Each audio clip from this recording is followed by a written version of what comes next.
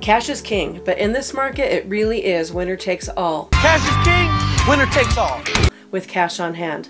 If you're thinking of buying a home in the Denver real estate market in the upcoming months, you must watch this video to learn all about what sellers are expecting and how buyers are winning.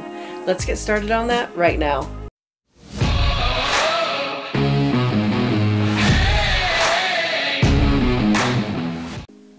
Hey everyone, my name is Venus, your favorite Metro Denver realtor. And while it's important where you live, it's even more important where you do life.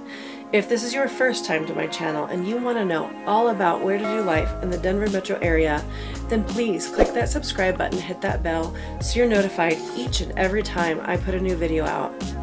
I get calls, texts, and emails from my viewers all the time looking to either move here or relocate within the Denver metro area. So if you need any assistance with relocating or moving here, please reach out. I'm here for you, however it is you want to get a hold of me. So, you're looking to buy a home in the Denver metro area, or maybe you want to sell and buy, but with the frenzy of what's going on in the market, it has you hesitant. I don't blame you. It's definitely true that we're in a challenging market, and cash is definitely the winner when it comes to winning the house. So, what do you need to know? What are sellers looking for? I'm going to explain all of that to you right now. So, with every home that is priced within a reasonable range, homes are seeing multiple offers and sellers are raising their expectations on what to accept. Sometimes the highest offer isn't always the best offer for the seller either. Sometimes the sellers are choosing to go with the buyers that have the hugest amount of down payment or cash on hand. Why is that important? Why does the seller care? If the two offers are exactly the same, isn't the bottom line to the seller the same? Well, yes, but it gives the seller more security. In the current state of offers, we're seeing at a minimum 5% and most times upwards of 10% more than the asking price for these offers. For instance, recently I had a listing to sell and a buyer go under contract. The listing was listed for $275,000 and the winning offer was $297,000.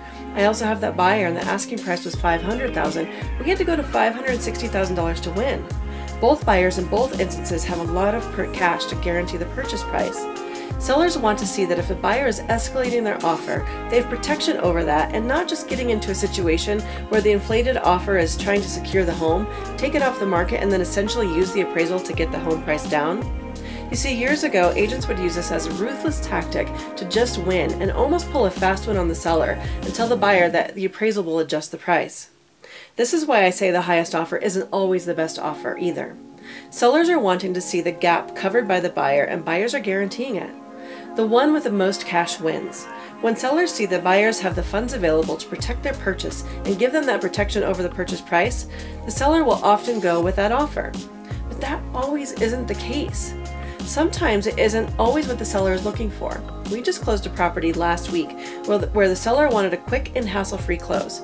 We had multiple offers, some of them $15,000 and some $30,000 over asking, but the seller went with a guaranteed transaction of cash and a week close and pretty close to the asking price.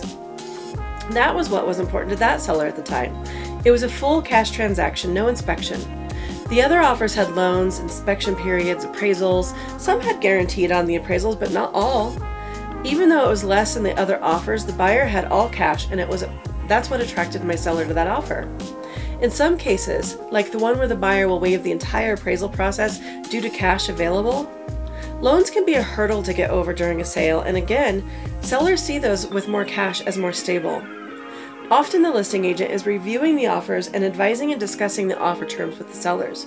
Personally, when I get a multiple offer situation, I create a spreadsheet and compare the biggest options for my seller, like price, terms, is it loan or cash, inspection guarantees, appraisal, and money available to satisfy the seller if something goes wrong. There are also escalations in highest and best offers. Some agents are not even allowing escalation clauses and forcing the buyer to come to the table with their highest and best offer up front. What does that mean? Well, it means that in an escalation clause situation, and by the way, if you don't know what these terms mean, check out my most recent video on all terms. So the buyer would essentially ladder step their offer over any other offer that the seller gets up to a certain amount. They do have a stop point, so even they may not win.